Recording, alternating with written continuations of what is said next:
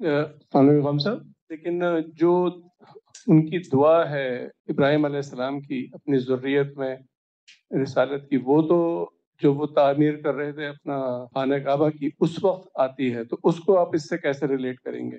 جی، وہ اپنے بیٹے کو وہاں آباد کر رہے تھے اور ان کو یہی بشارت بھی دی گئی تھی کہ اس سے ریت کے ذروں کی طرح قومیں اٹھیں گی. تو اس میں انہوں نے یہی چاہا کہ پروردگار ایک ایسی امت مسلمہ اٹھے مجھے جس امامت کے منصب پر فائز کیا گیا ہے.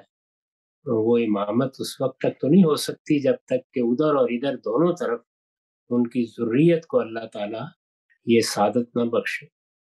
یہ سوال تو انہوں نے پہلے ہی مرحلے پہ کر دیا تھا جب کہا گیا کہ انی جاعلک للناس اماما، تو انہوں نے کہا ومن ذریتی. وہ یہی خواہش تھی ان کی کہ امامت عہد بہد تو اس کے بغیر نہیں ہو سکتی. آدم کو بھی یہی صورتحال درپیش تھی کہ اولاد نہ ہوئی تو پھر تو آگے نہیں بڑھ سکتی بات. تو ابراہیم علیہ السلام کی امامت بھی عالمی امامت کیسے بن سکتی تھی اگر دونوں طرف ایک امت مسلمہ وجود میں نہ.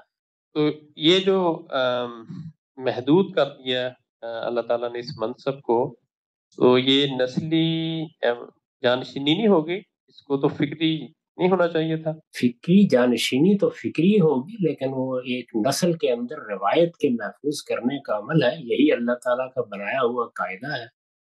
چنانچہ علوم اسی طریقے سے آگے بڑھتے ہیں، خاندان اسی طریقے سے ایک روایت کو لے کے آگے چلتے ہیں.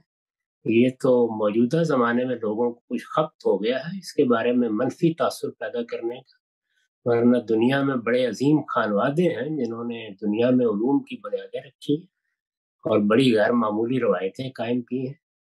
یہ بالکل ایسے ہی ہے جیسے کہ اگر میں آج یہ فیصلہ کروں اور تھوڑی دیر کے لیے فرض کر لیں کہ مجھے بڑی غیر معمولی صلاحیت اللہ تعالیٰ نے کاروبار کرنے کی ہے، تو جا کے مجھے اپنے موجودہ حالات میں نان چنے لگانے ہوں گے، پھر وہیں سے شروع ہوگا. لیکن اگر کوئی شخص کسی بہت بڑے آدمی کے ٹاٹا برلا کے گھر میں پیدا ہو جاتا ہے تو بڑے مواقع ہوتے ہیں اس کے. تو اس لیے جو دنیا کے اندر خدا کا بنایا ہوا نظم ہے اس میں چیزیں میراث میں چلتی ہیں. اسی کو بیان کیا ہے بعض پیغمبروں نے کہ یرثنی و یرث من آل یعقوب. اللہ تعالیٰ نے ابراہیم علیہ السلام کے ہاں بھی پے در پے نبوت دی تاکہ ایک پوری قوم کی تشکیل ہو. تو میرے خیال میں تو دنیا کے اندر بہترین نظم خاندانی ہوتا ہے. جی، لگتا ہے کہ سیاسی معاملات میں بھی یہی چیز کار فرما ہے. ہر جگہ ایسے ہی ہوتا ہے. اس وقت ذرا ایک نظر ڈال کے دیکھیں کہ ہمارے ملک میں جو بہت بڑے وکلاء ہیں انہی کی اولاد ہے آگے جو اس روایت کو قائم رکھے ہوئے ہیں. میں لاہور میں آپ کو گنوا سکتا ہوں جہاں میں نے 35-40 سال گزارے ہیں، تمام بڑے ڈاکٹروں کے صاحبزادے ہیں جو سب بڑے ڈاکٹر ہیں. تو یہ ہم اصل میں سیاست کے معاملے میں کوئی جذباتی قسم کی فضول باتیں کرنے لگ جاتے ہیں. ہر جگہ ایسا ہی ہوتا ہے.